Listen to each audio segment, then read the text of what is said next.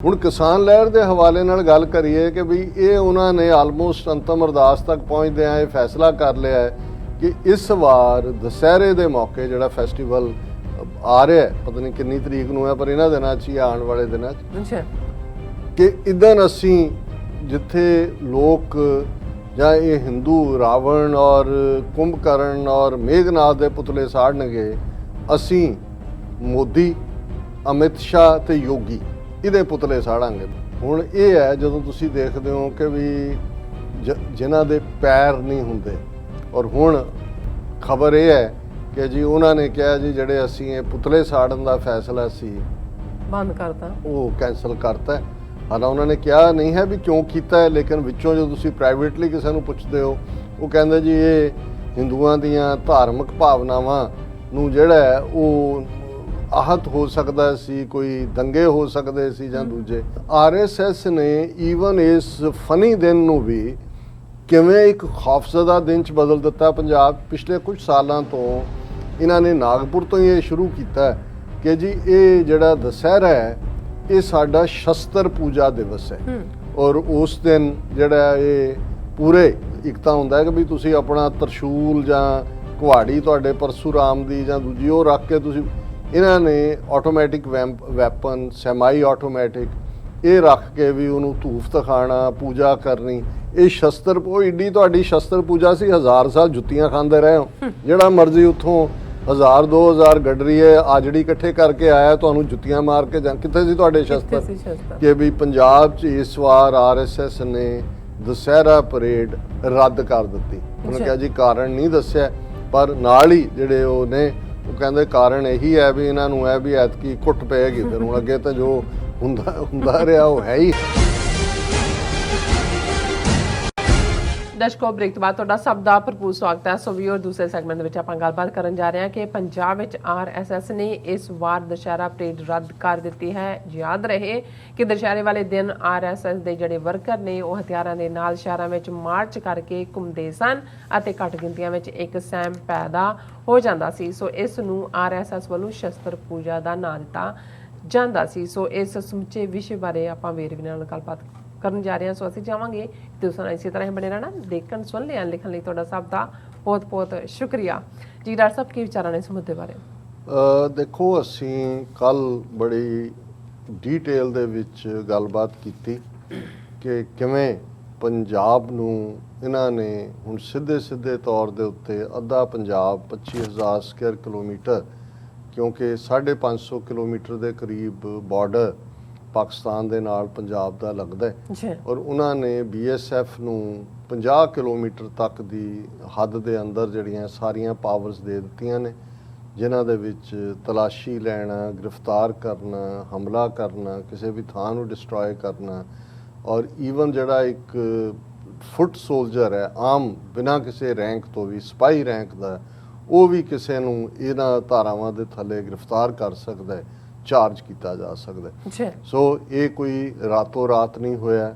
ਇਸ ਦੇ ਪਿੱਛੇ 2014 ਤੋਂ ਲੈ ਕੇ ਜਦੋਂ ਕਿ ਹਿੰਦੂ ਤਵੀਆਂ ਦਾ ਇਹ ਰੱਥ ਪੰਜਾਬ ਦੇ ਵਿੱਚ ਰੋਕਿਆ ਗਿਆ, 2019 ਦੇ ਵਿੱਚ ਫਿਰ ਪੰਜਾਬ ਦੇ ਵਿੱਚ ਡਿਫੀਟ ਹੋਈ, ਔਰ ਹੁਣ ਪਿਛਲੇ ਲਗਭਗ 10 ਮਹੀਨੇ ਤੋਂ ਜਿਵੇਂ ਹਜ਼ਾਰਾਂ ਦੀ ਗਿਣਤੀ 'ਚ ਸਿੱਖ ਕਿਸਾਨ, ਖਾਸ ਤੌਰ 'ਤੇ ਪੰਜਾਬ, ਹਰਿਆਣਾ, ਵੈਸਟਰਨ UP ਔਰ ਈਵਨ ਸੈਂਟਰਲ UP, ਲਖੀਮਪੁਰ ਖੀਰੀ ਔਰ ਇਹ ਜਿੰਨੇ ਜ਼ਿਲ੍ਹੇ ਨੇ ਨਾਲ ਲੱਗਦੇ, ਪੀਲੀਭੀਤ ਔਰ ਰਾਮਪੁਰ ਔਰ ਸਾਰੇ ਇਹ ਸੈਂਟਰਲ UP ਹੈ, ਉਹ ਸਾਰੇ ਬਾਹਰ ਨਿਕਲੇ ਨੇ। ਉਹਨਾਂ ਦੇ ਲਈ ਇੱਕ ਸੀਰੀਅਸ ਚੈਲੰਜ ਬਣੇ ਹੋਏ ਨੇ।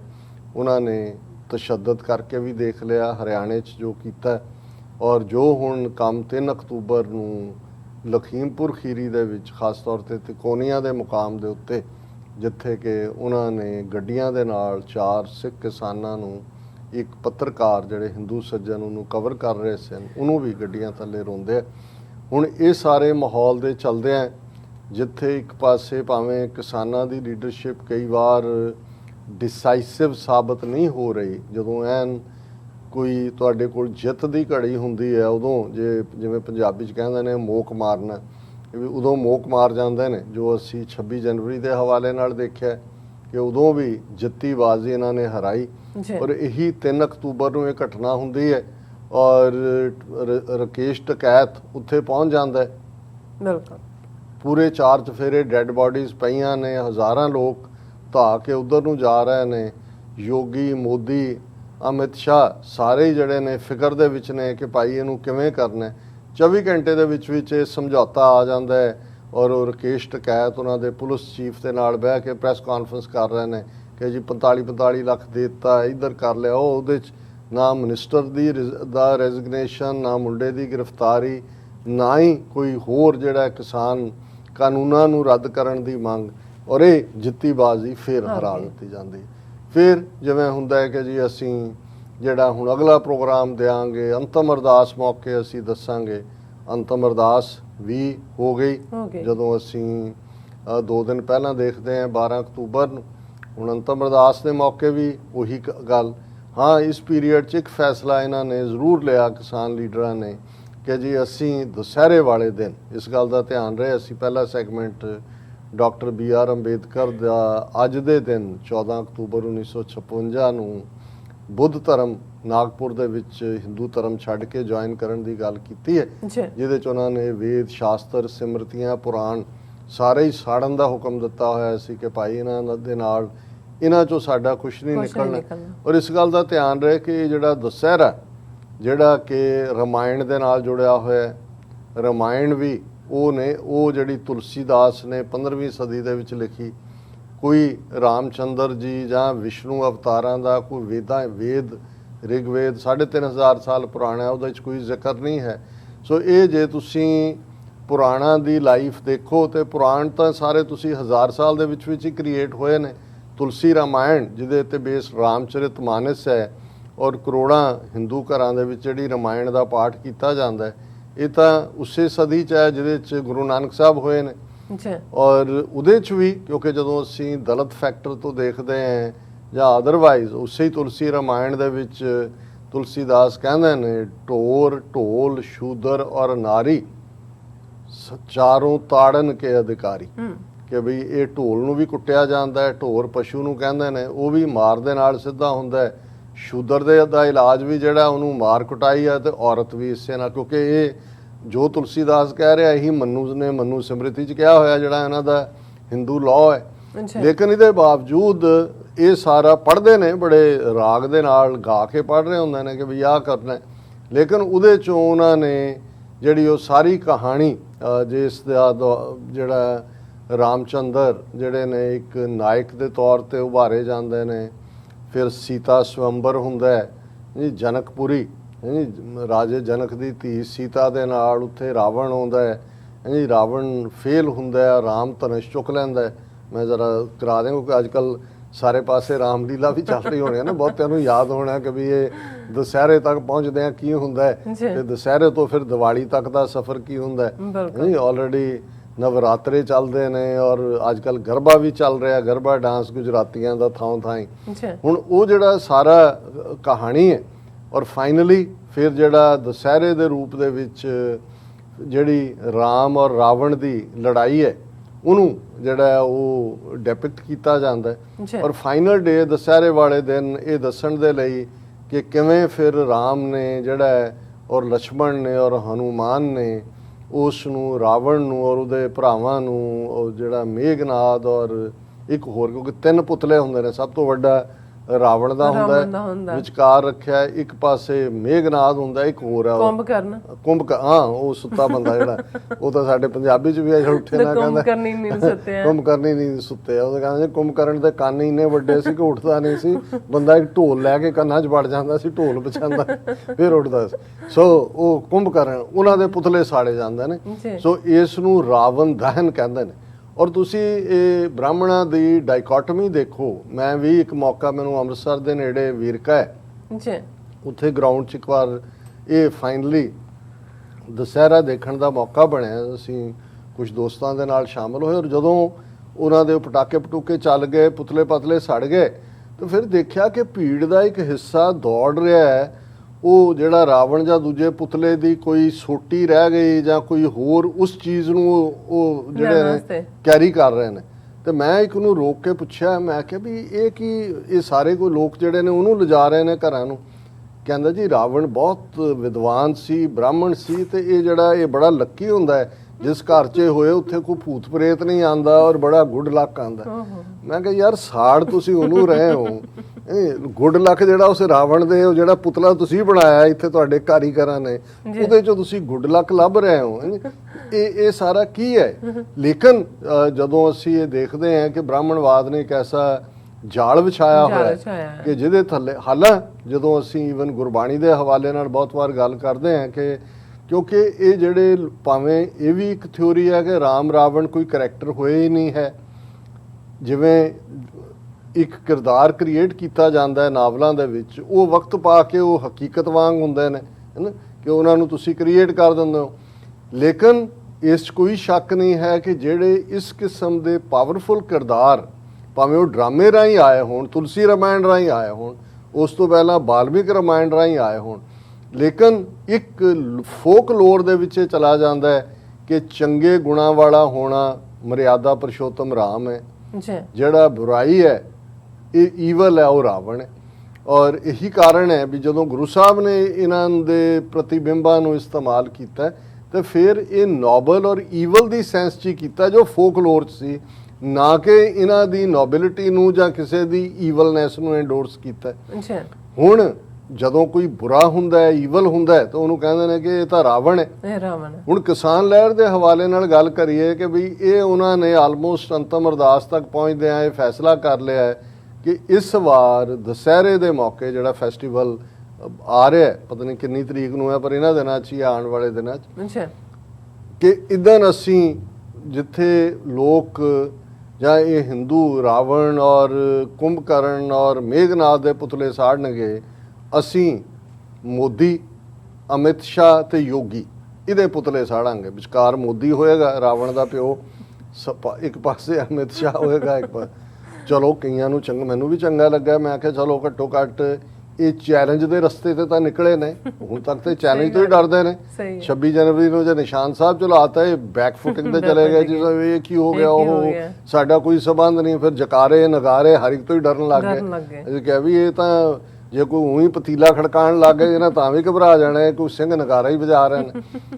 ਲੇਕਿਨ ਹੁਣ ਇਹ ਹੈ ਜਦੋਂ ਤੁਸੀਂ ਦੇਖਦੇ ਹੋ ਕਿ ਵੀ ਜਿਨ੍ਹਾਂ ਦੇ ਪੈਰ ਨਹੀਂ ਹੁੰਦੇ, ਔਰ ਹੁਣ ਖਬਰ ਇਹ ਹੈ ਕਿ ਜੀ ਉਹਨਾਂ ਨੇ ਕਿਹਾ ਜੀ ਜਿਹੜੇ ਅਸੀਂ ਇਹ ਪੁਤਲੇ ਸਾੜਨ ਦਾ ਫੈਸਲਾ ਸੀ ਬੰਦ ਕਰਤਾ, ਉਹ ਕੈਂਸਲ ਕਰਤਾ।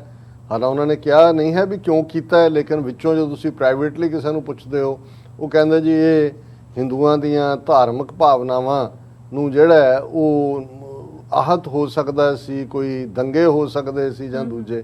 ਮੈਂ ਕਿਹਾ ਜੀ ਹੁਣ ਤੱਕ ਤਾਂ ਫਿਰ ਤੁਸੀਂ ਹਿੰਦੂਆਂ ਨੂੰ ਹੀ ਖੁਸ਼ ਕਰਨ ਤੇ ਰਹਿਣਾ, ਫਿਰ ਤੁਹਾਨੂੰ ਕੁਛ ਮਿਲਣਾ ਮਿਲਾਣਾ ਨਹੀਂ ਹੈ। ਹਾਲਾਂ ਇਹ ਤਾਂ ਇਸ ਡਰੋਂ ਦੌੜੇ ਹੋਏ ਨੇ, ਲੇਕਿਨ ਪੰਜਾਬ ਦੇ ਵਿੱਚ ਇਸ ਦੁਸਹਿਰੇ ਨੂੰ ਜਿਹੜਾ ਕਿ ਅਲਟੀਮੇਟਲੀ ਤਾਂ ਇੱਕ ਤਮਾਸ਼ਾ ਸੀ, ਰਾਮਲੀਲਾ ਇੱਕ ਤਮਾਸ਼ਾ ਹੁੰਦਾ ਹੈ, ਔਰ ਅਲਟੀਮੇਟਲੀ ਦੁਸਹਿਰਾ ਤੁਸੀਂ ਵੀ ਪਰਿਵਾਰ ਜਿੰਨੇ ਨੇ ਉਹਦੇ 'ਚ ਕੋਈ ਮਜ਼ਹਬ ਦਾ ਵੀ ਨਹੀਂ, ਕਲਚਰਲ ਚੀਜ਼ ਬਣ ਗਈ।